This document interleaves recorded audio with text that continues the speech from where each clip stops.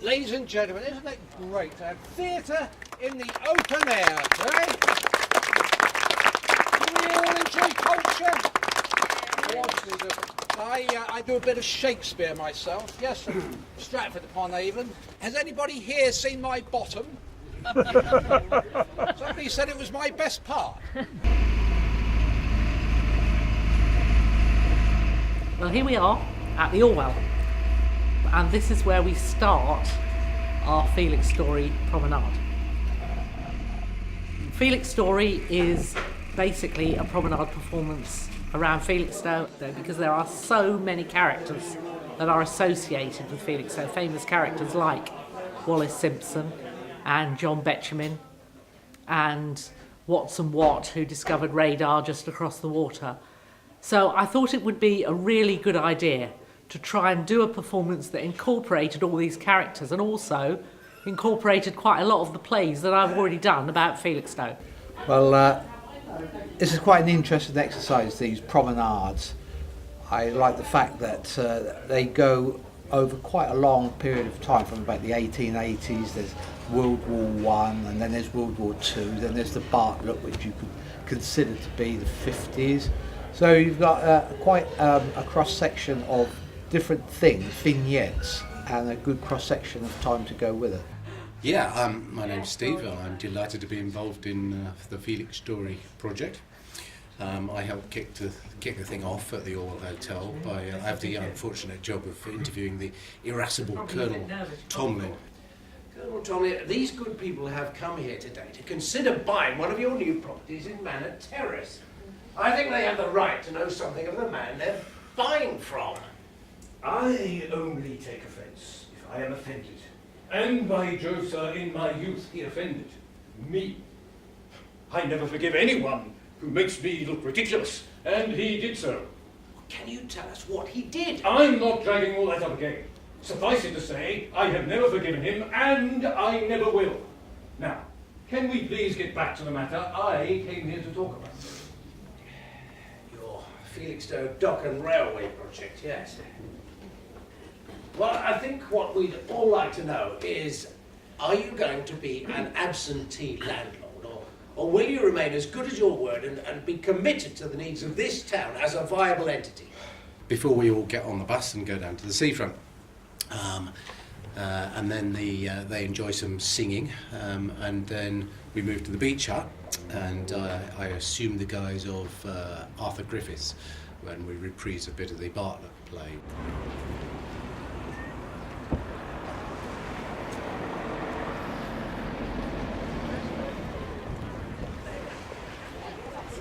I've had a look at the Hermitage, and Mrs. Gledhill's complaining of damp. Yes, and consequently thinks our rent at £75 is too high. Yeah, I sometimes think with all that it's involved in running the Bartlett, the extra responsibility of the Hermitage and the cottages is just not worth the effort of trying to keep the tenants happy. And then it's along the seafront for the suffragette trial, and I get to do some heckling in that. Then everybody gets on the bus and we go down to the last leg for the Landguard Fort, and there's various scenes down there, Watson Watt and the discovery of radar and so on, and the wafts and the singing, and it's all jolly good fun. And then I set about the logistical nightmare of trying to get this project up and running.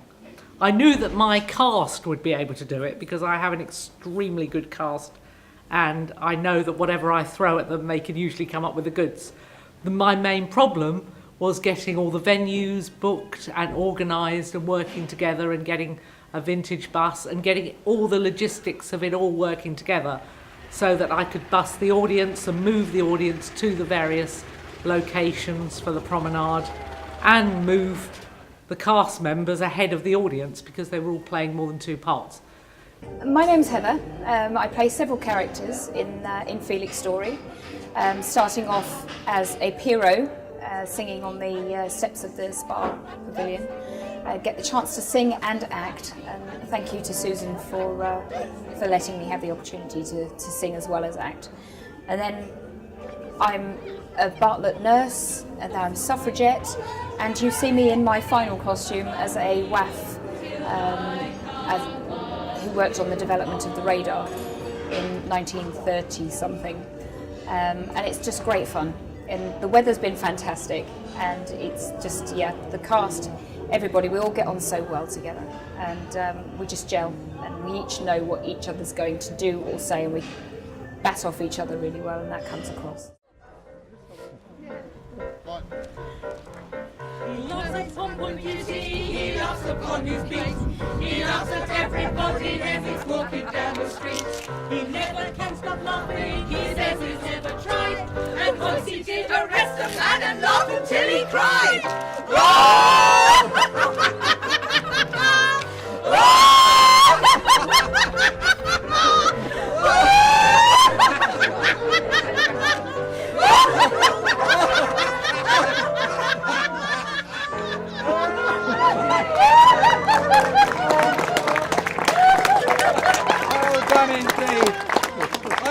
Ladies and gentlemen, I had a run-in with a policeman myself the other day.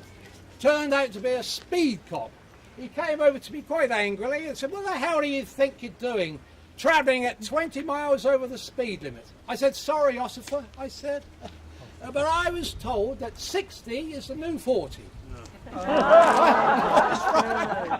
I haven't told you, but I have got eyes like a sparrowhawk with binoculars. And I have espied, sitting on a bench not far away, Sir John Betjeman, CBE, Poet Laureate from 1972 to 1986. With one consuming roar along the shingle, the long wave claws and rakes the pebbles down, to where its backwash and the next wave mingle, a mounting arcs of water weedy brown. Against the tides the offshore breezes blow. O wind and water, this is Felixstory. In winter, when the sea winds chill and shriller than those of summer, all their cold unload, full on the gimcrack attic of the villa, where I am lodging off the Orwell Road. I put my final shilling in the meter, and only make my loneliness completer. Here in the gardens of the Spa Pavilion, warm in the whisper of a summer sea, the cushioned scabious, a deep vermilion, with white pins stuck in it, looks up at me. A sunlit kingdom touched by butterflies, and so my memory of winter dies. Across the grass the poplar shades grow longer, and louder clang the waves along the coast. The band packs up, the evening breeze is stronger, and all the world goes home to tea and toast.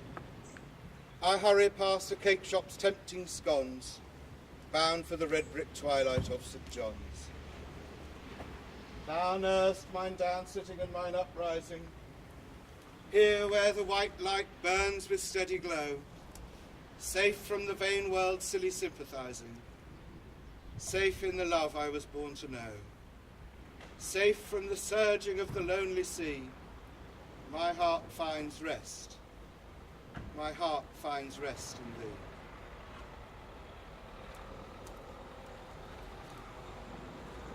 Was either quietly contemplating or he's dropped off?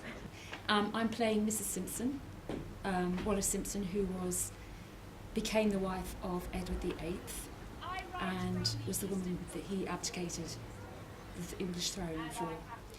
And she spent a few weeks in Felixstory in October, November 1936, waiting for her divorce from her American husband, because Felixstory was thought to be a nice little out-of-the-way place that no one would pry into their affairs. So she got her divorce in Ipswich.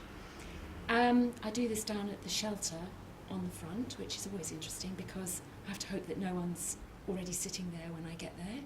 I've had to turf a couple of people out, but they didn't matter. And then I get hot-footed after that down to the town hall to change into a WAF uniform, go down to the fort for some fun and games down there, being a WAF. It's all great fun, and the audience seem to have loved it. And I think it's been really, really good for Felixstory, and a great tribute to Sue's talents that she's put this whole thing together, because it's not just the writing, it's the complete organisation of it, and I think she deserves a lot of credit for that.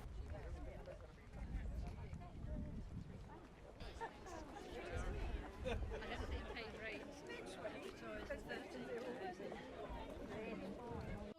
glory, hallelujah!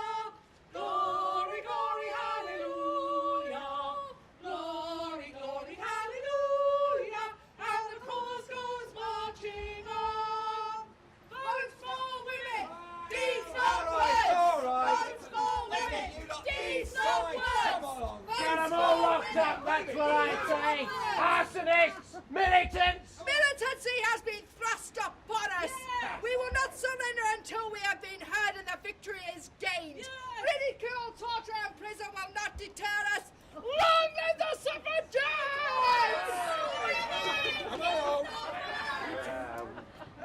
I play Munro Courtley, who was the architect responsible for the Bartlett Hospital in Felixstowe. But he's quite similar in a way to Arnold Wilkins, who's the other character I play, who's one of the technicians, scientists involved in developing radar. They're similar because they're both very clever, youngish men who are sort of employed by slightly older but incredibly passionate and intelligent men. And Arnold Wilkins works for the very famous Watson Watt, who is credited largely ignoring Arnold Wilkins' contribution in the development of radar.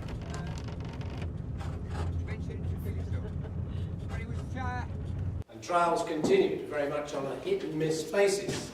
They were getting closer, but there was still a great deal to achieve. And as things in Europe teetered towards the brink, time was running out. Experiments were pushed to the limit, and sometimes with tragic consequences. So, Wilkins, what exactly have we got here? Supermarine scupper flying boat out of Felixstowe, sir. Right. We've rigged it with aerial lines between the wing and tail fins. Right. Excellent, excellent. Is this the plot? Yes, but it's not right. What do you mean, not right? Can't you get a signal? No, we've got the signal, sir, but they don't seem to be holding the course. I'll try to get a visual. As I see them. Oh my God, they're flying close to the sea. Have you got anything? We've lost the signal altogether, sir. I think they must have gone down. Oh my God, they've crashed. They've gone into the sea, Wilkins. Oh my God. The things did improve after that, and very soon a chain of home stations was set up along the coast, which did indeed turn the outcome of the war.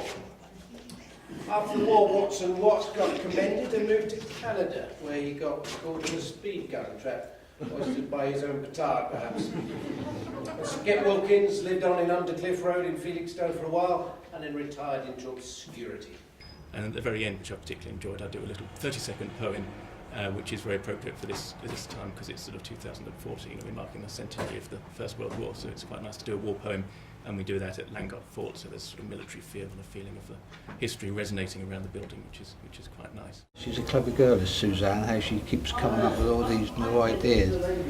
They always sort of say, like, everybody's got one good story in them or one good play, but she seems to just keep coming up with, one after the other, and they're all very much different from the one before. But I think we've been successful. Well, I know we've been successful because we've had sold out audiences and so many people saying how much they've enjoyed it. I think people have been saying, could we do another one? I'm not sure my nerves can take it, to be perfectly honest.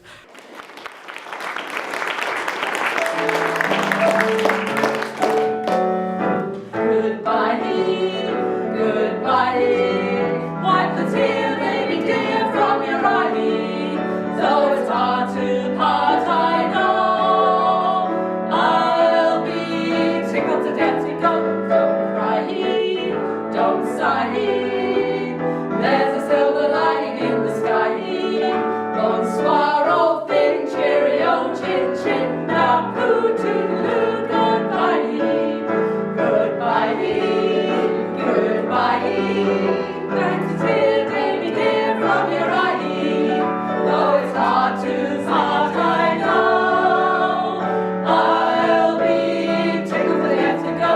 Don't sigh, don't sigh, there's a silver lining in the sky. Bonsoir, old thing, cheerio, chin chin, now poo toodaloo, goodbye.